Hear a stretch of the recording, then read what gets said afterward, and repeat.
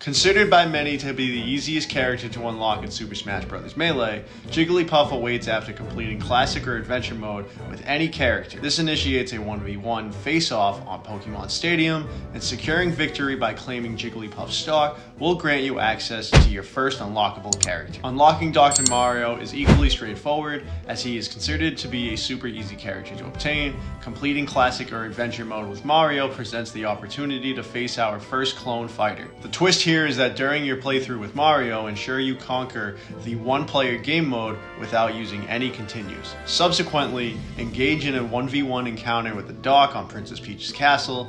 Securing victory by depleting Dr. Mario's stock will grant you your first clone character. Luigi is an interesting character to unlock, but he is slightly harder than the first two previously mentioned. You strictly have to complete Adventure Mode in the one-player game mode.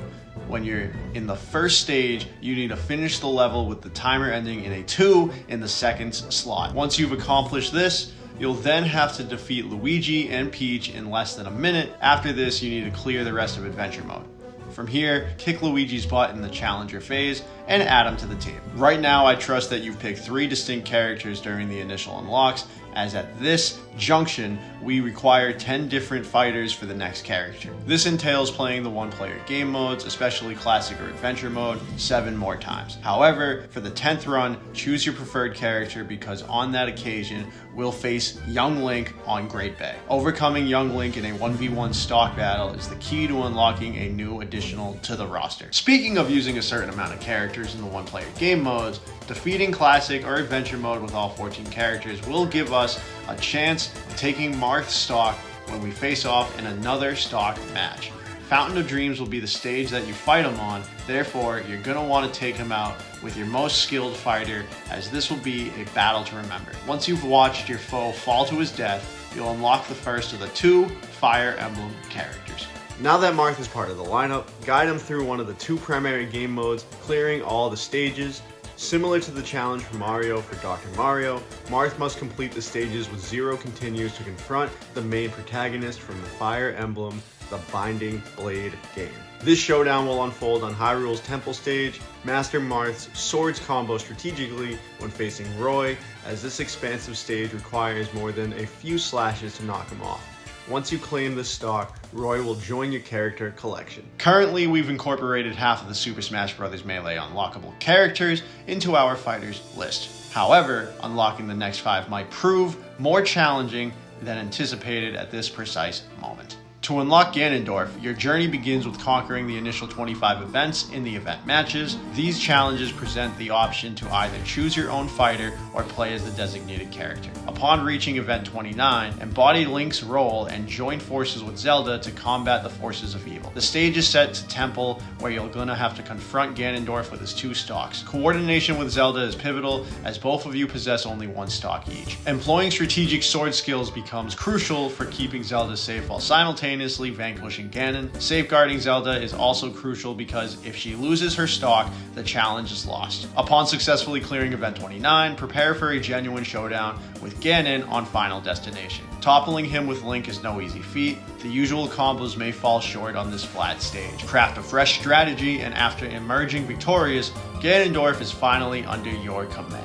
Continuing with the event matches theme, upon completing events 1 to 30, you'll unlock event 37, Legendary Pokemon. In this challenge, your task is to fend off against 4 giant fighting wire frames on the battlefield stage along a level 7 Jigglypuff. As the match commences, strategically utilize the Pokeballs, as these legendary creatures can assist in eliminating Jigglypuff's 2 stocks and all 8 stocks of the wireframes. Keep in mind that Jigglypuff will also be vying for the Pokeballs, requiring you to outmaneuver her to secure the assistance from the Pokemon. Just be cautious not to encounter a Wobbuffet within one of the Pokeballs. Once successfully completed, embark on a duel with Pichu on the Pokemon Stadium stage.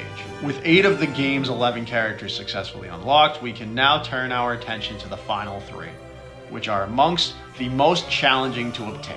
Stepping away from the event matches, let's redirect our attention to the multi-man melee minigames, specifically the 100-man melee. Choose your most skilled fighter as you prepare to confront a whopping 100 fighting wireframe opponents. Patience is key here, as this challenge demands a considerable amount of time to conquer. Upon achieving victory, you'll be rewarded with the opportunity to face Falco on Battlefield. Execute your best combos to defeat him, and with any luck, add him to your roster.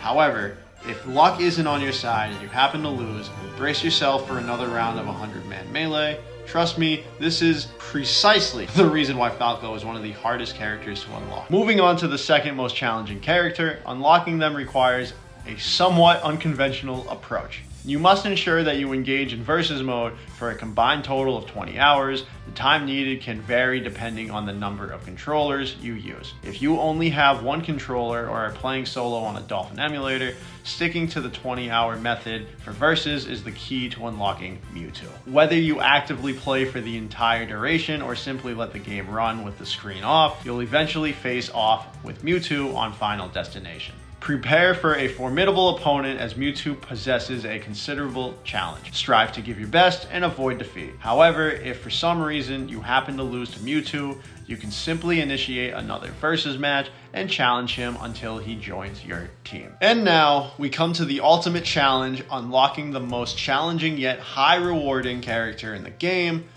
Mr. Game & Watch.